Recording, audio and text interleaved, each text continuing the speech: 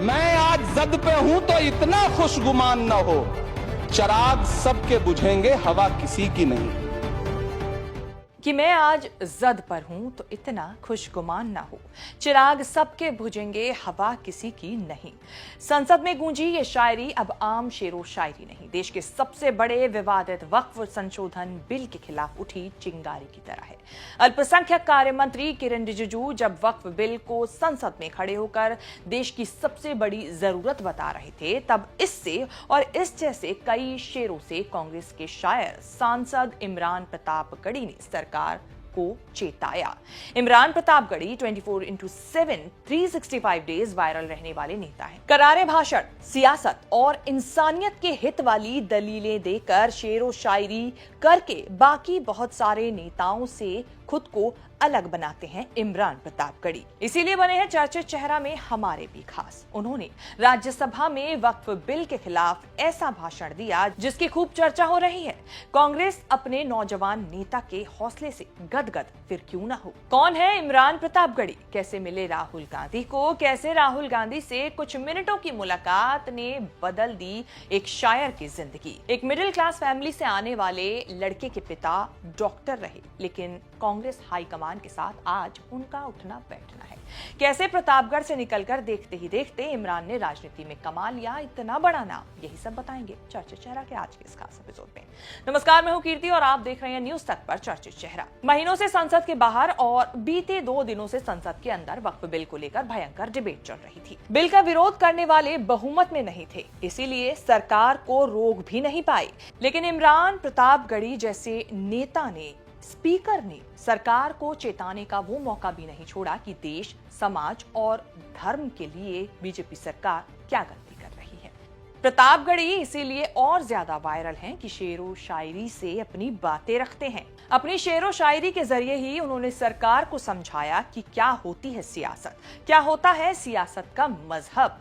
नसीहतें उनको भी दी कि जो बीजेपी में नहीं होकर भी उसकी खींची लकीर पर आंखें मूंद कर चल पड़े हैं। कल देश के माइनॉरिटी मिनिस्टर ने लोकसभा में खड़े होकर एक शेर सुनाया था कि मुझसे कोई बदगुमान न हो, तो मैं उन्हें एक शेर सुनाना चाहता हूं कि मैं आज जद पे हूं तो इतना खुशगुमान न हो। मैं आज जद पे हूं तो इतना खुशगुमान न हो, चिराग सबके बुझेंगे हवा किसी की नहीं। नीतीश कुमार जी हों, चंद्रबाबू नायडू जी हो, चिराग पासवान जी हो, जयंत चौधरी जी हो, देवे गौड़ा जी हो, जीतन राम मांझी जी हो, सबको समझना पड़ेगा कि जब जंगल में आग लगती है तो न वो बरगद बचते हैं जो हवा को आंधी में तब्दील करते हैं, न वो बांस बचते हैं जो आपसी रगड़ से चिंगारी पैदा करते हैं। वक्फ बिल वाले भाषण से ठीक पहले इमरान प्रतापगढ़ी अपनी शेरो शायरी को लेकर ही चर्चा में थे। राजकोट में ए खून के प्यासों बात सुनो वाली लाइन पढ़ने से गुजरात सरकार इतनी खपा हुई थी कि केस दर्ज करके जेल भेजने की तैयारी में थी। भला हो सुप्रीम कोर्ट के जजेस का कि जिन्होंने कहा कि प्रतापगढ़ी के बोली लाइनों का गहराई से जाकर उसको समझना चाहिए। बीजेपी सरकार की FIR इसी के साथ उन्होंने रद्द कर दी। देश की सियासत में इमरान प्रतापगढ़ी का इंट्रोडक्शन कराने वाले राहुल गांधी हैं। राहुल गांधी से मिलने से पहले तक इमरान प्रतापगढ़ी तो बस सियासी महफिलें लूटने के लिए बुलाए जाते थे। यूपी में जब मुलायम सिंह की सरकार थी तब उनकी सभाओं में भीड़ बुलाने के लिए प्रतापगढ़ी को बुलाया जाता था, क्योंकि उनकी शेरो शायरी खूब पसंद की जाती थी। 2018 में राहुल गांधी जब इमरान प्रतापगढ़ी जैसे शायर को कांग्रेस में लाए थे तब कुछ सोच समझकर ही लाए होंगे। शायद राहुल को एक शायर में कुछ ऐसा दिखा जिसे इमरान ने खुद भी नहीं जाना होगा। इसीलिए 2018 में हुई मुलाकात एक साल बाद ही 2019 में चुनाव लड़ाने के मौके तक पहुंची। पहले चुनाव में हार मिली, बात अलग है कि आज वो जिस तरह से संसद में कांग्रेस और विपक्ष की आवाज को मजबूत करके बीजेपी के सामने और मोदी सरकार पर दहाड़ लगाते हैं, उससे वो राहुल गांधी के फेवरेट जरूर हो गए होंगे। फेवरेट इतने हैं कि छोटे मोटे नेता के साथ नहीं बल्कि सीधे कांग्रेस परिवार के आला कमानों के साथ उठते बैठते हैं। इफ्तार पार्टी में राहुल गांधी से लेकर खड़गे तक पहुंचे थे जब इमरान ने रमजान के मौके पर इफ्तार की पार्टी आयोजित की थी। वैसे इमरान प्रतापगढ़ी बीते दिनों चर्चा में एक और वजह से रहे। उनका नाम इकरा हसन के साथ भी जुड़ा था। चर्चा थी कि दोनों की बहुत जल्द शादी होने वाली है। आपको बता दें, इकरा हसन समाजवादी पार्टी की युवा सांसद हैं और हमेशा अपनी बेबाक स्पीच के चलते सुर्खियों में बनी रहती हैं। हालांकि इकरा हसन से जब इस बारे में पूछा गया तो उन्होंने साफ कह दिया कि इन बातों में बिल्कुल भी सच्चाई नहीं है। बात करें इमरान प्रतापगढ़ी की, तो इमरान प्रतापगढ़ी की जुबान ही उनकी ताकत है, जिसके जरिए वो कांग्रेस की आवाज बुलंद तरीके से सबके सामने रखते हैं। एक दौर में प्रतापगढ़ी ने मुशायरों में अपनी पहचान बनाई थी। कहा जाता है कि उनकी शायरी में मोहब्बत के कम और सियासी तीर ज्यादा चलते हैं। इमरान कांग्रेस से कैसे जुड़े, इसके पीछे भी एक कहानी है। एक कार्यक्रम में इमरान ने बताया कि साल 2018 में उनकी राहुल गांधी से मुलाकात हुई थी, जो महज आधे घंटे के लिए तय हुई थी, लेकिन देखते ही देखते ये मुलाकात 1.5 घंटे से भी ज्यादा तक पहुंच गई थी। इस दौरान शायरी से लेकर सियासत और देश के कई अहम मुद्दों को लेकर बातचीत हुई थी। उन्होंने कहा था कि इस पूरी मुलाकात में उन्हें राहुल गांधी की सादगी और उनके विजन ने बहुत प्रभावित किया था। वैसे इसके अलावा भी इमरान प्रतापगढ़ी से जुड़ी एक कहानी ज्यादा चर्चा में रही है। पहली बार कि किस तरीके से राहुल गांधी को उन्होंने पुलिस कस्टडी में शायरी सुनाई थी। सुनिए न्यूज तक के साथ हुए इस इंटरव्यू का एक छोटा सा अंश। पहली बार मैंने उनको शायरी जब सुनाई तो महंगाई पर प्रोटेस्ट करते हुए तकरीबन 70 सांसद कांग्रेस पार्टी के राज्यसभा और लोकसभा को मिला के हम डिटेन थे, 7 घंटे थाने में थे, किंग्सवे कैंप में। तो खाली थे, बातचीत हो रही थी, तो फिर ये हुआ कि सब कुछ सुनाएं।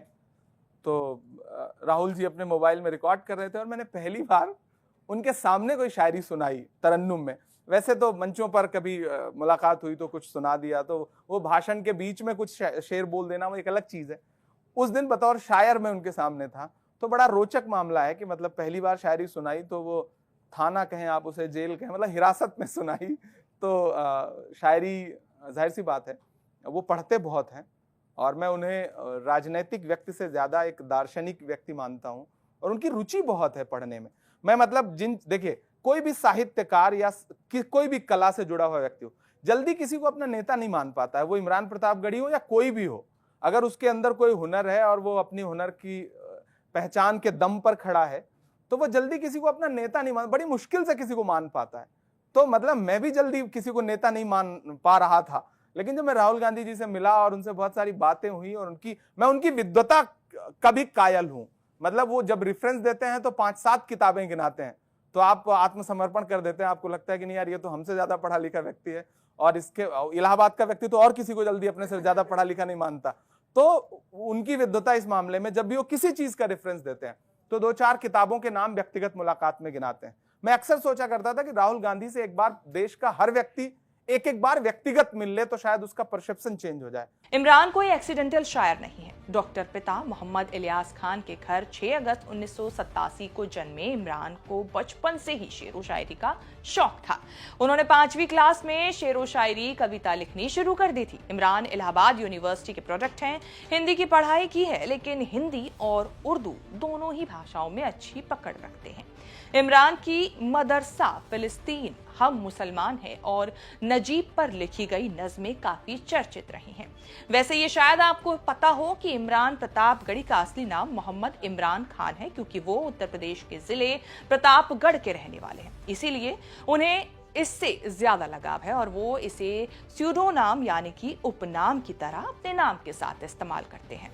वो मुसलमान की तालीम की वकालत करते हैं, साथ ही मुसलमानों के हक और राजनीतिक मुद्दों पर अपनी साफ और सटीक सोच रखते हैं। वक्त वक्त पर इमरान सियासी मंचों पर भी नजर आते रहे हैं। उन्होंने एक दौर में अन्ना हजारे के खिलाफ भी नज़में पढ़ी थी। राजनीति में आने का शौक नहीं था, लेकिन उनकी शायरी पर राजनीतिक तंज सोने पर सुहागा की तरह लोगों को लगते हैं। बीजेपी नेता सुधांशु त्रिवेदी के बयान पर इमरान ने जो बयान दिया वो भी खूब चर्चा में रहा।